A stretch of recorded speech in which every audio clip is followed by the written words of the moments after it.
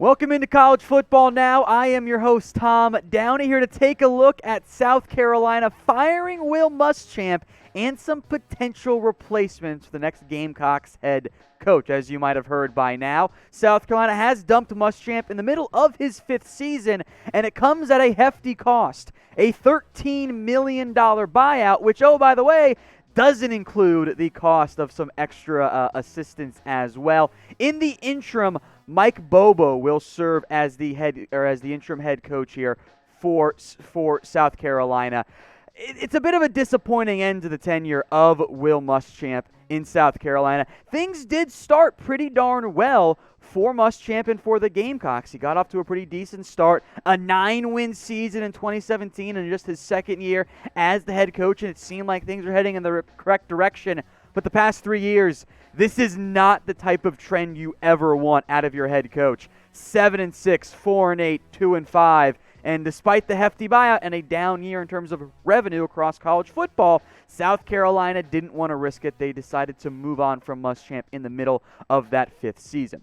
So before we break into some candidates here, you have a very rare and unique opportunity here at Chat Sports. Fill in the blank. The South Carolina game, just type it in there. Really straightforward, really simple, a rare opportunity, and if YouTube tries to hide them, I'm going to go in and show them all, so fill in the blank. Let's dive into my top 10 Will Muschamp replacements here, beginning with Brent Venables, the defensive coordinator at Clemson. I like the idea of Venables as a head coach, but he hasn't really shown any interest. And even for South Carolina, I don't think this is the job that is going to convince Venables to leave Clemson and go to South Carolina. Let's get to number 9 on my list, Shane Beamer, and yes, that is Frank Beamer's kid. There's a very good history for Beamer in terms of working under really good coaches. Steve Spurrier, for example, Lincoln Riley, Kirby Smart, of course Frank Beamer as well. The issue is he's never been a head coach before. I've seen his name mentioned around a couple of different people for South Carolina. It makes some sense, but I wonder if the lack of experience and truly being even a coordinator, he's right now the assistant head coach and tight ends coach for the Sooners, is going to be enough to pull him away and not make him a legitimate candidate. So who should South Carolina hire as head coach? I got a few more names, many of which you've heard before, coming up in just a second. But get your votes in. I'm going to make this question the pinned comment on today's video. So if you get the ad break here on YouTube, scroll on down and get your votes in.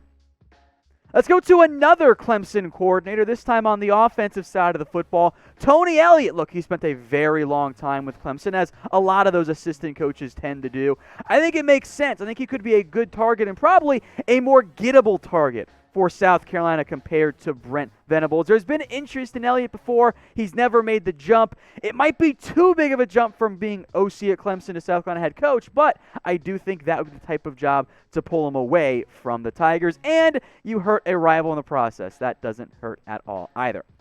So what is the better target for South Carolina? Is it a sitting head coach, be it at the group of 5 level or even potentially lower, but probably not? Or is it a coordinator of some type? There are some that I think make a lot of sense we'll get to in just a little bit. But get your votes in. A for head coach or B for coordinator.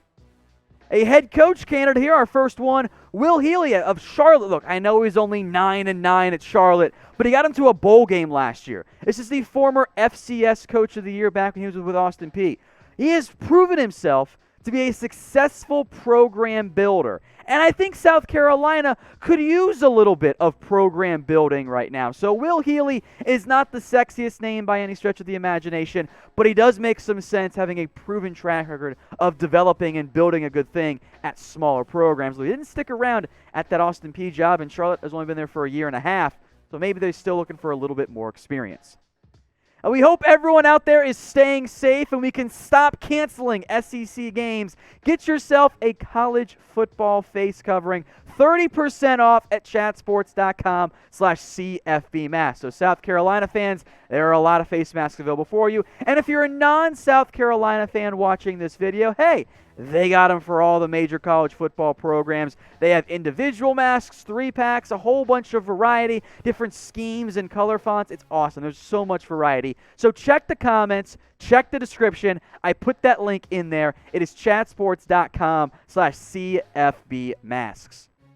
Number 6 on my list, another smaller school head coach who has done a fantastic job this year, Jamey Chadwell at Coastal Carolina, 3-9 in his debut season, 5-7 last year, now undefeated and inside the top 15, and I am going to call the de facto Big 12 champs, by the way.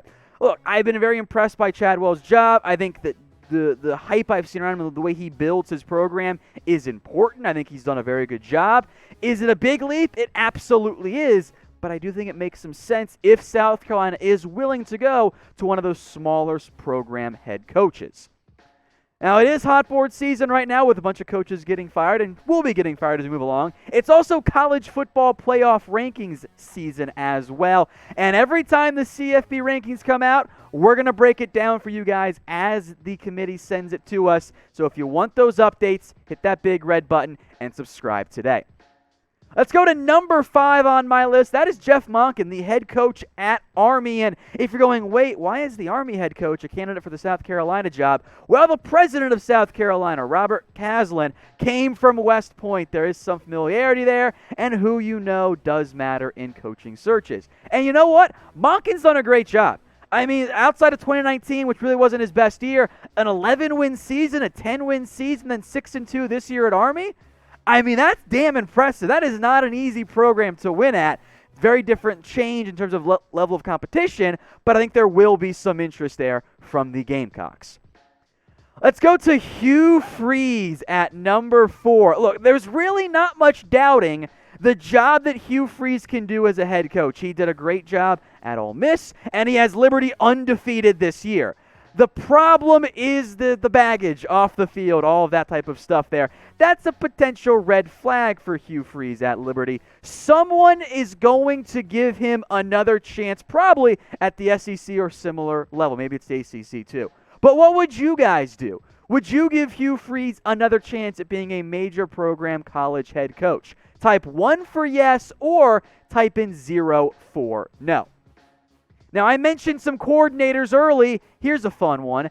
Joe Brady, now right now the coordinator at the NFL level with the Carolina Panthers. We all know how fantastic of a job he did at LSU last year, and so far, pretty promising results for the Carolina Panthers. My question here is, does Brady want the South Carolina job? He could kind of go that Matt Rule route of I'm going to wait for the right job. Maybe it's a head coaching job at the NFL level he wants. Maybe it's even a bigger, Power 5 coaching job at the college football ranks. Brady's got options. He does not have to panic and take the first job offered to him.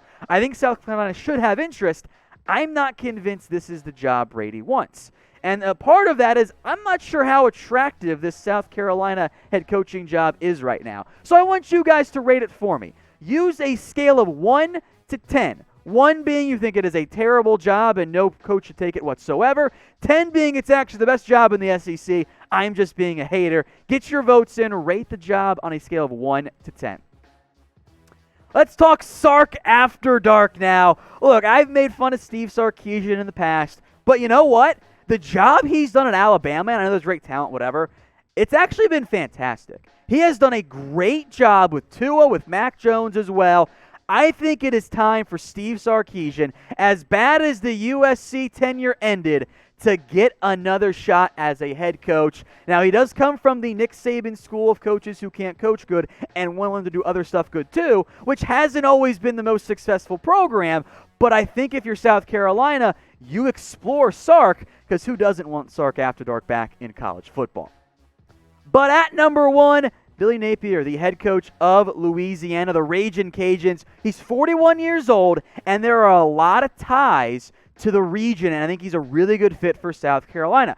Played at FCS Furman, was almost a decade as an assistant coach for Clemson, also coached under Nick Saban as well, and I have been very impressed by the job that he has done at Louisiana. 7-7 in 2018, 11-3 last year, and then 7-1 this season. Now, he's had interest from other Power 5 schools in the past, and because of his familiarity with the state of South Carolina, I think Billy Napier should be the number one realistic target for South Carolina. I think he'd be a fantastic fit. I think he'd be a good program builder. I think it would be a good decision by South Carolina to try and do everything they could to hire him. But again, let me know what you guys think in case you didn't respond earlier. Who should South Carolina hire as the head coach? This is the pinned comment, so go get your votes in.